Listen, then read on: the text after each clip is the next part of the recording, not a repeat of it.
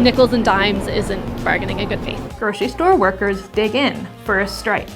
And this is one more way that we can say yes more often to helping people. A new way that you can fight food insecurity in Halifax. And we still love the music, we still love hanging out together, we still love playing together. They were big in the 90s. Now, this rock band keeps that same energy during their reunion shows.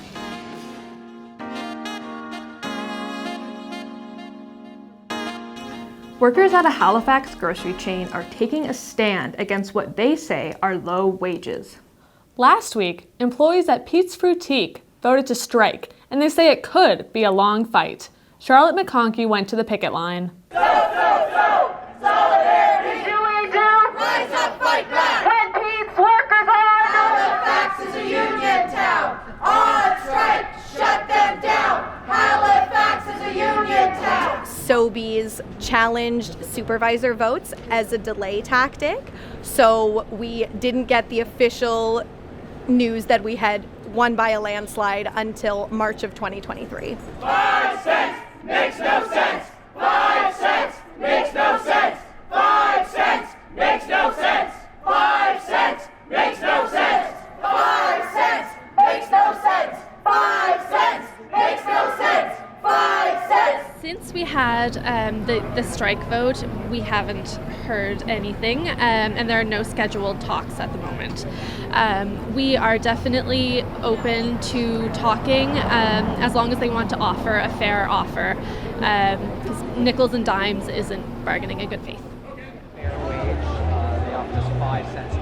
Sobeys, Pete's, you hear our call! Minimum wage is way too small! We are the union! We are the union! The mighty, mighty union! The mighty, mighty union! Most of us can't afford to shop here. We can't afford to take time off when we're sick.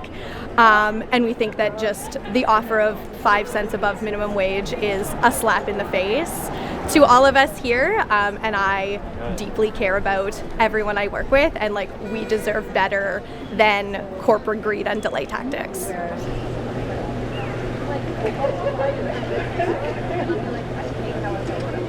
It's a really historic moment. We don't see a lot of private sector strikes. We don't see a lot of minimum wage sector strikes. So I think it's really important for us to fight back against the corporate greed that we see and the way that they are telling us that they can't afford to pay us, a modest raise while they're making millions and billions of dollars every year. What do we want? Fair wages! When do we want it? Now! This has been one of the most hopeful things I've ever done. The solidarity is incredible, and we really, really appreciate all this community support that we're getting. Hands off our right to strike! Hands off our labor rights! Hands off our right to strike! Accessibility is a concern for many in the city of Halifax. Kaitlyn MacNeill covered a recent town hall meeting where accessibility was tackled head-on. Andrew Taylor is one of 2 members of the Accessibility Advisory Committee who uses a wheelchair. He's several hours away from chairing a town hall meeting at the Halifax Central Library. Taylor predicts that housing will be a prevalent topic. Too often when we're talking about accessibility and affordability, you take one over the other, but they go hand in hand. People from around HRM came to voice their concerns. The town hall began with a land acknowledgement from Taylor. Members then began talking about the work they've done in the past year. Then it was time for audience members to step up to the mic. I looked at the driver, I said, my daughter needs a seat. Nothing I can do, sorry. Are you serious? The meeting ended with an open floor. The question of the day: what are the biggest upcoming accessibility concerns for the municipality for 2024? I encourage, at least during the summer months, for transit to have a service to Peggy's Cove and to Lawrencetown. To make the event as accessible as possible, the committee had live captions and sign language interpreters. Good turnout overall. This is our 10th event we've done over the years. Unfortunately, I've been at every one of them. Darren Young is the manager for major projects on the committee. He and his team can take what this committee discussed and make it a reality. Young gave an example of one idea that's on the table. One of the target things we're looking at this year is actually doing Braille, large print evacuation signs for facilities. Today it's only a small printed document. If you're got any type of visual impairments, you cannot read it easily. Taylor says for the city to make progress, it's important to consider the diversity in disability. There's no one disability or definition of accessibility. What might be accessible for me might not be accessible for you. What might be done to make it accessibility for me might completely rule it out for someone like you. In terms of accessibility, it looks like there are still some doors that need to be opened in HRM. For The Signal, I'm Kaitlyn MacNeill.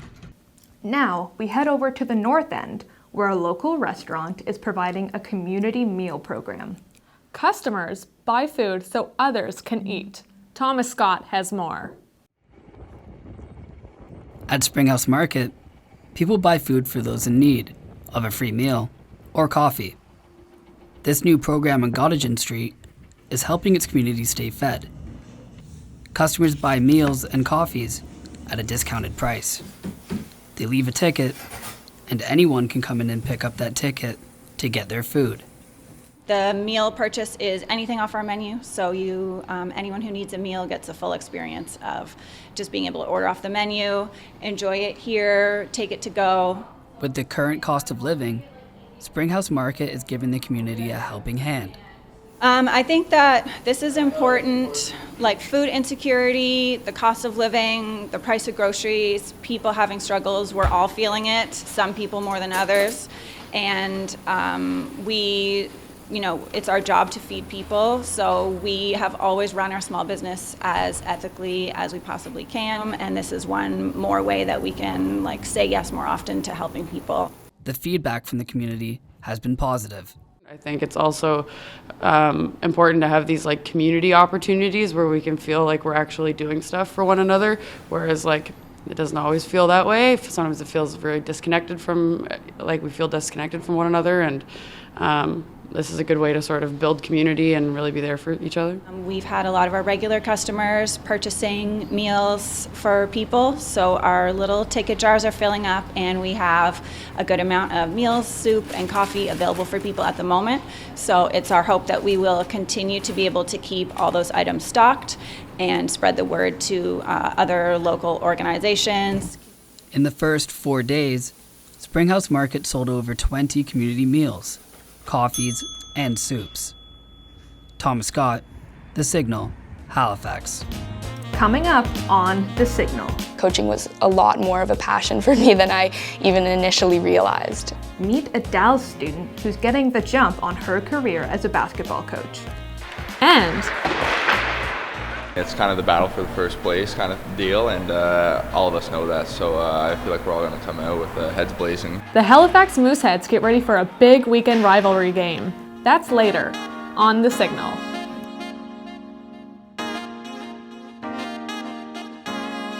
A local band from the 90s played 3 sold-out reunion shows. Fans packed a Dartmouth restaurant for the group North of America. Here's Landon Morris on a band that has not faded with age. They're one of Halifax's most iconic bands. Tickets for North of America were gone in less than 24 hours. I wasn't really surprised. They're one of the most renowned and beloved Halifax bands, and they haven't played here in a really long time, so I wasn't very surprised. In the late 1990s, Halifax became Canada's hotspot for fresh rock music. North of America was one of the standouts, with a mix of weird guitar tunings, dissonant chords, and raw vocals, earning them a record deal and tours across North America and Europe. We had a van, I think, and a record in the cab before we played our first show. But, Mike and I had played in a band called State Champs, and so we were already, kind of active. Jay was in the Moats, that was active, so we were just kind of rolling off that. For me, it was the first band that I was ever really in that did stuff and played shows. We had a really bad van and we didn't make much money. We ate peanut butter sandwiches in the van all the time, which was bad for Mark because he's got a peanut allergy. But it didn't seem to bother the rest of us very much.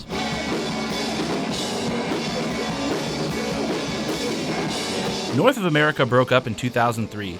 They've since played several reunion shows across Canada, but haven't played in Halifax in over a decade. Now, they live in different parts of the country, but that hasn't stopped the music. We still love the music, we still love hanging out together, we still love playing together, and we still sound the same. You know, we haven't really lost any of it. All of us still play music actively, and so it's pretty easy to get back into the swing of things. We practiced for 2 days for this. We practiced a lot the last 2 days. I only got here on Wednesday morning. I took like a red-eye flight from Vancouver. We practiced maybe 6 hours on Wednesday and then another 6 or 7 yesterday, so I actually feel pretty good. Over their 3-night stay at Woodside, North of America left audiences stunned. According to Jewers, the band was flawless. You'd think that they were just constantly playing still. Like, they were so polished, and those songs are not easy. It's very complicated music that they play. It's not clear if they'll play in Halifax again, but if they do, Haligonians will be glad to live north of America. For The Signal, I'm Landon Morris. Nova Scotia has all sorts of beautiful natural landscapes. They've inspired 2 artists to create paintings and quilts. Jacky Jiang has this story from Halifax Central Library. The works of artists Marilyn Smulders and Danny Abreu are on display in the sunroom on the 5th floor of the Central Library. It took them 3 months to finish. Smulders and Abreu proposed this exhibition to the library during the pandemic, but it took more than 2 years to display it. Elemental is really about a friendship. My friendship with Danny Abreu, a painter. In both our work, we noticed we had a similar color palette, which was very bright, and so we wanted to celebrate that, and this exhibition was a way of doing that. I think that living in Nova Scotia, you can't help be inspired by the landscape, because you can leave Halifax and be surrounded by the wilderness in such an intimate way. When you love nature, it gets into your bones, and as an artist, you want to use that inspiration in your work. I think we've both felt at the same time that our work really complements each other with our bold and vibrant colors and very definitive shapes. I think they make really good, the paintings and the quilts make good friends. In my work, I tend to concentrate or focus on natural shapes of nature: rocks, trees, water, sky, clouds. I tend to avoid human-made objects like houses, fences, roads. I do paint Peggy's Cove, the lighthouse, and I'm drawn to it personally. It's almost like a natural part of the landscape. And I like it because it stands there by itself, on its own, on the rocks. So I tend to just avoid, a lot of straight lines that are found in human-made objects, siding and buildings and windows. I feel more comfortable in the natural, more organic shapes. It's a really interesting combination. So that's unique and that's very interesting. And I think it actually sparks a lot of thought and reflection, which is something we definitely want to promote in the sunroom space, a place where people can publicly gather for free, have access to this art, and hopefully it sparks some interesting conversation. Let's spend more time outdoors before it gets too cold and appreciate the shape of the wind and the colors of the clouds. Jiang, The Signal, Halifax. 3 years in the book business led an avid reader to create a cozy community. She's sharing her love of reading on the East Coast and right across Canada. Kayleigh Stevens reports. I'm Emma. Read Between the Vines is a book club subscription box that includes books, locally made gourmet chocolate, and wine, as well as coffee and tea, if wine's really not your thing. I really just wanted to infuse the richness of literature and the indulgence of having a bath with a glass of wine and some chocolate. I recognize now how foolish it was. I just ordered 100 books online, and then I kind of organized like what my plan was after the fact. And my friend Larissa was like the very first book clubber. She was the only one there for the first 3 months. And it's a funny story. My husband and I and our kids were out, and he was going into a music shop to buy bongo drums. And he came out of the store with his bongo drums, and I said, hi, can I subscribe to this box at $60? And he was like, well, I guess I just bought bongo drums. And so I did it right away. Emma does a really good job at picking really diverse titles. And then sometimes it's just the discussion, too, is the best part, too, sometimes. What was kind of the most surprising, fun thing was so many of the authors are interested to join book club too. So that's kind of an ongoing, exciting feature of book club for me. It's such a treat to get to pick an author's brain after you've read a book that you love. One of my anniversaries, we did a little wine cruise, and Genevieve Graham came on board and read some of her book, and Karen Dean came on board and read some of her book, and Shannon Webb Campbell came on board and read some of her poems, and we went out on through the Northwest Arm and drank wine and ate popcorn, and it was so much fun. It was all very fortuitous, and I just feel very lucky to have kind of found this niche that is very foreign to me, but has kind of felt like coming home. They're the two hottest hockey teams in the Q League, the Halifax Mooseheads and the Bay Como Drakkar. The longtime rivals are going head-to-head one more time, with plenty at stake. Cam Kinley reports from the Mooseheads practice in Dartmouth. The Mooseheads sat 5 points behind the first-place Drakkar, ahead of the big matchup. I'm extremely confident, it's kind of the battle for the first place kind of deal, and all of us know that, so I feel like we're all going to come out with heads blazing. The Mooseheads were able to draw first blood when they visited the Drakkar earlier this season. It was a dramatic overtime win. Now they get to play in front of their hometown fans in search of a regular season series sweep. Yeah, we're feeling good. Obviously they're a good team. They shoot a lot of pucks, they got good forwards, but we got them in their barn, and that's a pretty tough rink to play in, so we're feeling pretty good going in tomorrow. I think it's student night, if I'm not wrong, so that always helps. It's always a pretty packed barn, and just having those kids yelling and stuff, it's just it's electric in there, so that's really helpful. With just one meeting left between the two sides this season, there's lots to play for, and the boys know it. Yeah, anytime you play a team like Bay Como, we just want to make sure that we're playing our game and focusing on what we can do. But it's going to be a good game for us and an important game for us. We're just looking forward to it.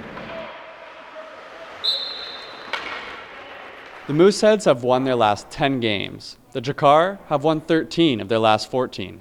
It's rare to get a game of this importance at this point in the season, and these teams are carrying a ton of momentum. Who will come out victorious in this mid-season meeting of contenders? For The Signal, I'm Cam Kinley. We end our show with a student whose passion has landed her courtside with the women's basketball team at Kings. But Aidan, Amy K. Partridge does not wear a jersey? No, but you could be forgiven for thinking she should. That's because this coach is younger than some of her players. Okay, you're gonna go right hand on the side of your foot with the push. Amy K. Partridge is not your average student. When she's not in class, you can find her here. Why? She is the assistant coach for the Kings women's basketball team. I've been coaching since grade 10, and originally, it was just volunteer hours, I had to get them done to graduate, and I played basketball, so it was easy to just be in the gym and coach. She wanted to stay involved with the sport in university. In her first year, she applied to be a student assistant. I knew that playing wasn't for me at this level. I just wasn't really interested in it. And then throughout first year, as I was a student assistant, I just loved being in the gym. So at that point, I knew that coaching was a lot more of a passion for me than I even initially realized. Partridge was promoted to assistant coach last year. She tracks team stats, helps at practice, designs plays, and more. I had a class with her last year, so it was nice that we could go to basketball together, and if I ever had questions about the class, I could ask her about that. Yeah, no, she's always coming up with new ideas for us, you know, coming in the team room early, giving us like music, hype up music, new activities to do before practice, keeping it fun, TikToks, you know what I mean. Alex, who on the team is most likely to forget their jersey on game day? Veda, not me. Like every so often she'll do like TikToks for our team, so like come up with questions and go around and everyone will give their own little answer and then she'll like put it together and it's like a good laugh for everyone. Just being in the gym with those people every day is probably just my favorite part. Like they're so energetic, they're so funny. Like I love spending that time with them and like having that relationship and that community. You got it. For Partridge, coaching is a career goal. I can't go out and play for them. So that's what I'm always trying to do with coaching is give them the tools to succeed and then see what they can do on the floor with those tools. I want to share that love of the sport with other people, and I just feel like coaching is a great way to do that. Aidan Rawding, The Signal, Halifax. Thanks for watching The Signal at the University of King's College School of Journalism.